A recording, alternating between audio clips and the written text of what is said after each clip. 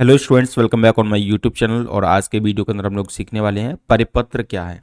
परिपत्र के बारे में हम लोग पढ़ने वाले हैं। सबसे पहले हम परिपत्र का अर्थ समझेंगे, उसके परिभाषा के बारे में बात करेंगे, उसके बाद हम परिपत्र की विशेषताओं के बारे में बात करेंगे। तो चलिए सबसे पहले हम बात करते हैं परिपत्र है क्या। तो देखिए, परिपत्र एक तरीके से क्या है, एक कार्यालय कार्यालय का पत्र है। कार्यालयीन पत्र मतलब होता है कार्यालय का पत्र, ठीक है, जिसमें विभिन्न अधीनस्थ कार्यालयों को भेजा जाता है। यानी कि ये जो परिपत्र होता है ये भी एक तरीके का क्या होता है, आदेश होता है। लेकिन ये जो आदेश दिया जाता है वो एक कार्यालय के द्वारा दिया जाता है, ठीक है। और किन को दिया जाता है, जो उसके अंडर में कार्यालय आते हैं। समझ में आ गई बात आपको। यानी कि एक मुख्य शाखा के द्वारा, एक जो मुख्य शाखा है उसके द्वारा जो उसकी जो शाखाएं बनी हुई हैं, उसकी जो भी शाखाएं बनी हुई हैं, उन सब के लिए क्या है, उन सब के लिए आदेश जारी करना।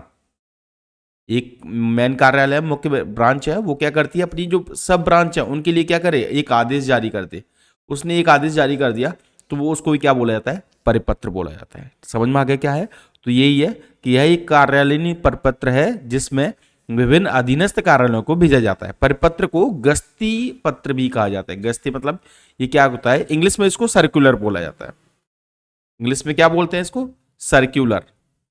सर्कुलर मतलब ये होता है कि कोई भी आदेश जारी कर दे। जैसे मान के चलो मेन ब्रांच ने जो चेंजेस कर दिए, मेन ब्रांच ने किसी आदेश में क्या कोई बदलाव कर दिया है, तो वो इनको भी इस वाली शाखा को कोई बदलाव करना पड़ेगा, इसको भी करना पड़ेगा, इसको भी करना पड़ेगा। तो तीनों में क्या करना पड़ेगा, बदलाव करना पड़ेगा। तो इसके लिए उससे क्या करता है, वो आदेश जारी करता है। समझ में आ गई बात आपको।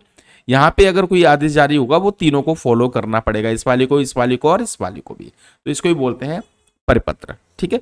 तो यहाँ पे ये लिखा है, परिपत्र भेजने वाला एक ही व्यक्ति होता है और विषय वस्तु भी क्या है, विषय वस्तु भी एक ही होती है। यानी कि इसका जो विषय होता है वो भी एक ही होता है, लेकिन इसे आवश्यकता अनुसार एक से अधिक कार्यालयों में भेजा जाता है, ठीक है। तो भेजने वाला एक होता है और लेकिन इसको जो भेजा जाता है वो सभी ब्रांचों में भेजा जाता है, ठीक है। तो ये होता है परिपत्र। समझ में आ गया क्या है परिपत्र। तो सिंपल सी भाषा में अगर मैं बात करूं तो परिपत्र क्या है, एक सर्कुलर है, एक आदेश है, एक ऑर्डर है, जो कि मेन ब्रांच के द्वारा उसकी छोटी छोटी ब्रांचेस को भेजा जाता है, ठीक है। अगर और ये किसके लिए भेजा जाता है, जैसे कोई बदलाव करना है कोई भी है उसके लिए।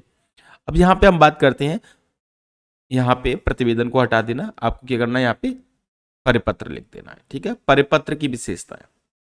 परिपत्र की क्या विशेषता है, देखो सबसे पहली विशेषता क्या है, परिपत्र सदैव उच्च कार्यालय के द्वारा अधीनस्थ कार्यालय को भेजा जाता है। हमेशा क्या है, ये जो छोटे कार्यालय वो नहीं, हमेशा सबसे जो उच्च कार्यालय होगा, जैसे सुप्रीम कोर्ट ने कोई आदेश जारी कर दिया मान के चलो, ठीक है, तो वो क्या है, उसको हाई कोर्ट को भी मानना पड़ेगा और इसको जिला न्यायालय को भी मानना पड़ेगा। समझ में आ गई बात आपको।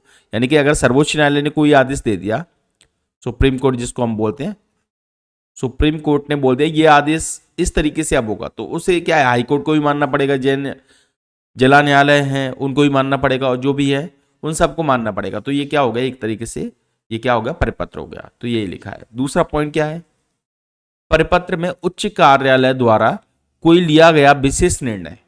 परिपत्र में क्या होता है, कोई विशेष निर्णय होता है, ठीक है, कोई विशेष प्रस्ताव होता है, विशेष परिवर्तन होता है जो सर्वप्रभावी होता है। सर्वप्रभावी मतलब जिसे सब में चेंजेस करना जरूरी है, ठीक है, वो लिखा होता है उसके अंदर।